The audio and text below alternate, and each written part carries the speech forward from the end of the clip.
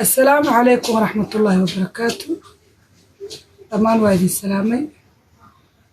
أصحابتي ده مركور وانا بسم قبطة بسم الله الرحمن الرحيم الحمد لله رب العالمين اللهم صل على سيدنا محمد وعلى آله وصحبه وسلم. أصحابتي يسود هذا ما أنتوا حامدين وضع أنسي قصر راقي بيوت سيلون أي أقيبة سدح ميلات سدح ميلات وحيت هاي كم أوجد راقي بيوت سيلون وصحن دنمارك وحلق الحرير دونا والله شيء سيد موسى أحمد وحيجلسوا حرير دونتان لمبركي أتكلم دونتان برتي يوتيوب كراقي بيوت سيلون أتكلم دونتان أنا يجلسوا حرير إن شاء الله أنا يديكوا حريرين دونو الله مستعان ما أنتوا حق موجود جروح وصحمك حال يلا بك مصابحين كر حال كانوا كديارسين الله سبحانه وتعالى وحنك كبريايا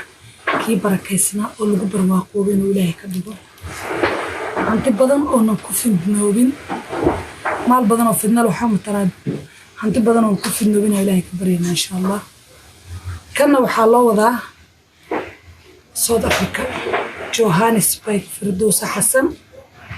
هورن وايجو مكشان مالينا يا جوهانسبرغ فردوس حسن عقدان iyo qayb kaleetana waxa iskale Suuban Maxamed oo joogto magaalada Muqdisho xaafadda Madiina Jeera Maskiin ilaahay doona insha Allah taala waxaan idin leeyahay asxaabtayda soo dhawaada كومنتيga sheerka laga waxaadina insha Allah. السلام عليكم ورحمة الله وبركاته. waxaan kala too idin leeyahay gabdhii uunsiga shidan jiray oo xaragada badnaa oo maxaa dhacay muwaadan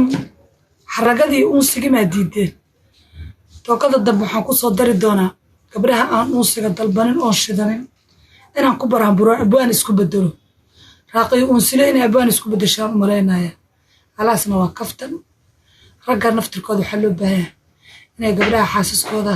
uunsiga guriga loogu carfi lahaa inay u qaadaan gargaar waa gacmo isdhaafay gacmo wada jiray wax ku gooyaan uunsiga uma kala socono rag iyo dumar raggana guriga ayaga loo uuminaya waa inay qaadaan